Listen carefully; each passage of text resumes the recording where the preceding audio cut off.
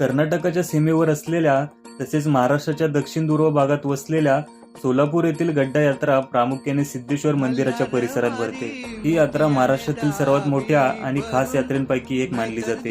सिद्ध रामेश्वर महाराजांनी सोलापुरात 68 शिवलिंगांची स्थापना केली आणि त्यांच्या कार्यामुळे या शहराची समृद्धी झाली असा विश्वास सोलापूरकरांमध्ये आहे। लोकमान्यता अशी आहे की एका कुंभार कन्येने सिद्ध रामेश्वरांना विवाह करण्यासाठी मागणी घातली होती आणि महाराजांनी तिला आपल्या योगदंडासमवेत विवाहाची अनुमती दिली।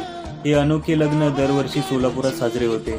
मकर संक्रांतीच्या तिन्ही दिवशी भोगी, मकर संक्रांती आणि किंक्रांती या दिवशी गड्डा यात्रा मोठ्या उत्साहात सुरू होते। 7 नंदी ध्वज तेलाभिषेक करून शहरातील विविध भागातून फिरतात आणि सिद्धेश्वर मंदिरात पोहोचतात। यानंतर अक्षदा सोहळा आणि होम प्रदक्षिणा सोहळा सुरू होतात। दुसऱ्या दिवशी होमकुंड आणि कुंभारकन्येच्या अग्नी प्रवेशाचा कार्यक्रम संपन्न होतो। ही यात्रा मकर संक्रांतीच्या दिवशी सुरू होते आणि सुमारे 15 दिवस चालते। यंदा ही यात्रा 14 जानेवारी ते 28 जानेवारी दरम्यान होऊन गेली। तर मित्रांनो, तुम्ही कधी या गड्डा यात्रेला गेला आहात का? मला कमेंट करून नक्की सांगा आणि फॉलो करायला विसरू